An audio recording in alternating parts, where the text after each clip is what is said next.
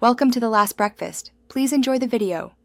You'll start by protecting your data and eliminating obvious hardware causes.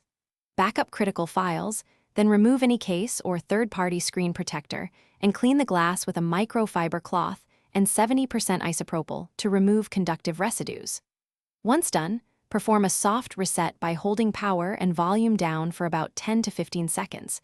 This clears temporary software glitches that often trigger ghost touches. Make sure you see the reboot. If the screen remains jittery, proceed to calibration and diagnostics. You should now isolate software issues. Boot into safe mode. Hold power, then long press power off and confirm safe mode. This disables third-party apps so you can check if ghost touch stops. Next, run the touch diagnostic in settings or dial the hidden test code to assess dead zones or phantom inputs.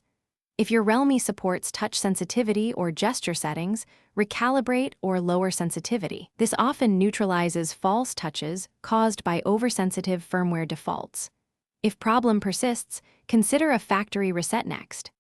If software steps failed, perform a factory reset only after confirming your backup is complete. Go to Settings System Reset and choose Erase All Data. Once restored, test before reinstalling apps. If ghost touch continues, inspect the device for physical issues. Look for screen lifting, moisture, or bent frame that can stress digitizer connectors. Make sure contacts are seated if you open the phone. If you're uncomfortable or the hardware looks damaged, bring it to an authorized Realme service center. They can replace the digitizer or display module. A quick troubleshooting.